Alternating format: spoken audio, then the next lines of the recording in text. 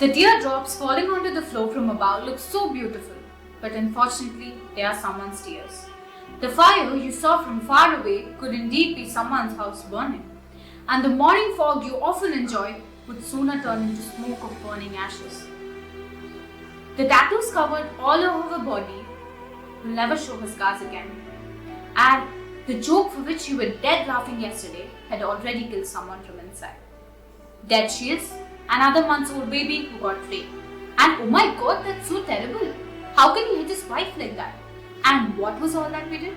Shared it to some groups, wrote a pathetic message with a tear rolling from one eyewala emoji, and sat like it is nowhere on earth related to you. The girl with scars still got them covered. The girl who was dead from inside would still find a way out. And the girl who got raped would be safer in heaven, I guess. But there's something else which is in more worse position, which has already been buried, I guess, and gets deeper every day. And yes, we call it humanity. Hathras case, Hathras story, sensational Hathras rape. And we have found many more funny and fancy names for the tragic incident that has happened to a 19-year-old Dalit woman who could be our mother, our sister, our daughter, our wife, our friend, or even our girlfriend. I am a 19-year-old woman. A Dalit lady of my age has been gang raped and brutally assaulted by 4 upper caste men in Uttar Pradesh on 14 September 2020. And I, as a woman, feel unsafe to step out of my house. Hathras is a city in Uttar Pradesh which is just 200 kilometers away from our national capital, New Delhi. Oh, why am I even mentioning this fact when our very own sister Nirbhaya was gang raped and thrown to death in our national capital, Delhi, back in 2012. The victim in this case, the Hathras case, was brought to the Champa police station by her parents and her brother shortly after the heinous crime. In the police station, she has recorded her statement in a 48-second video wherein she has clearly mentioned that she was assaulted as she did not let them do Jabardasti with her. She spoke with utmost difficulty as there was a really big gash on her tongue. In the video, she has also mentioned the name of the perpetrator who has perpetrated the heinous crime.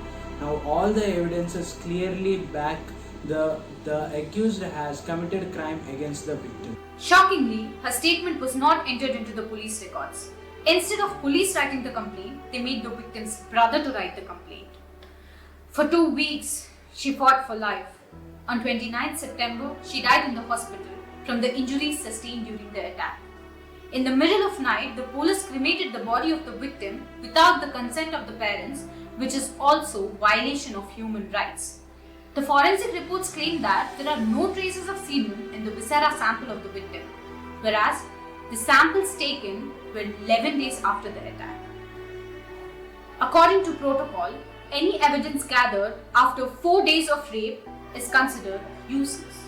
To this question, the police claims that the victim has not alleged that she has been raped until 22nd of September, whereas it is quite evident in her recorded statement that she mentioned Zabardasti, which means coercion or force, and is also another word used for sexual assault in rural India. Here, we have to discuss the meaning and definition of rape. Now, what is rape? Rape is a forced sexual intercourse or sexual penetration on a person against her will, her consent by another person. This can happen out of force, coercion, abuse of authority, or many other reasons.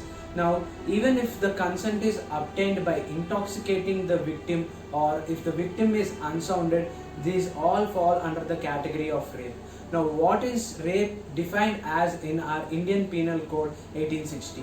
Under section 375 of IPC 1860, it is clearly mentioned that rape is when a man gets sexual intercourse with a woman with under following circumstances, that is when he obtains sexual intercourse against her will, without her consent, with her consent obtained by force or coercion, with her consent by deceiving her that he is legally wedded husband, or with her consent when she is of unsounded mind or she is intoxicated, or without her consent when the victim is below the age of 16 years. Now from both the definition and the definition that is mentioned under the IPC, the very act which is happened in the Hathras case falls well within the definition of the rape, and even if the government denies or the police denies, it is very pretty sure that the victim was raped by all the men who are accused in this case. We listen to numerous cases of rape, gang rape, sexual assault every day.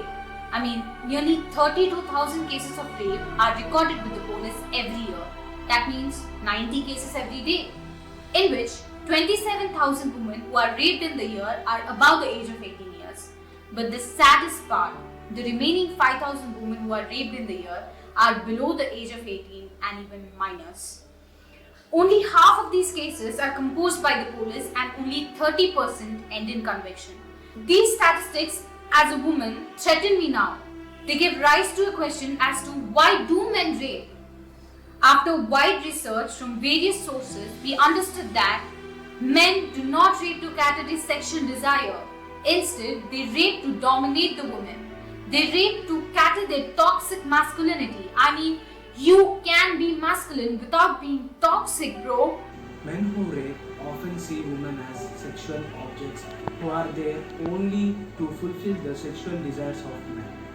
During our research, we have come to through various statements of repeat offenders. One of the offender feels that if a woman says no, she actually means yes and she wants to be playful. Now how nonsense is this?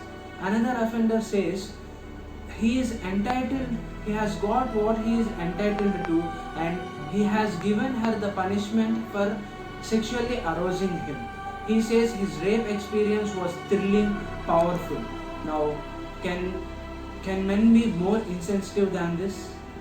Out of 32,000 rape cases that happen every year in India, only 10 to 20 get all the media attention. We go on candle rallies, we forward messages in all the social media platforms, we share those for the first week. From the second week, only the kin of the family are suffered. The patriarchal society, the patriarchal mindset in men has always said to them that women are below them. This has led men to be more aggressive over women. Now this aggression has made men really stop thinking. They do not care about feelings. They are very less men who really care about what women are actually thinking. India is a nation where a 3-month-old child gets raped. An 8-year-old baby gets raped inside a temple. A 20-year-old lady gets raped, gang raped, thrown out of the moving bus. A 25-year-old lady will be offered help, gang raped and lit to death. A 30-year-old woman is raped inside her home. A 35-year-old woman is raped only because she didn't repay her debts. A 60-year-old woman is raped. A 40-year-old woman is raped. Every woman of any age is raped. We men do not see the age of the woman, do not see the dressing of the woman, we do not see the caste, we do not see the religion. All that happens in this country is rape can happen without any discrimination among women. India ranks 133rd in the global index for the safety of women, and New Delhi ranks last in the country where women are safe. Now this has to change, and the change has to start within us. We are not just forwarding messages this time. We are just not going on candle rallies this time. We are going to start little things. We have to change this society and the basic thinking of the men towards women. Men take care of their mother, sister, wife and daughter. They take part in candle rallies, social media protests. Later, they sit with their friends and pass comments on other women. At the end of the day, they watch porn and imagine having sex or intimacy with a person they like. So, the change has to come within every individual.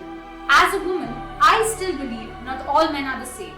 And as men, you have to prove us that not all men are different and not all men are patriarchal, narcissist and chauvinistic. Close friend of mine is victim of attempt to rape. Yes, true. A closest friend of mine has narrowly escaped rape after getting involved in a very violent situation. Now, she was narrowly escaped as the accused believed that she would come back to him, as she promised that she would come back to him after getting mentally prepared to get sexual intercourse with the accused within a week.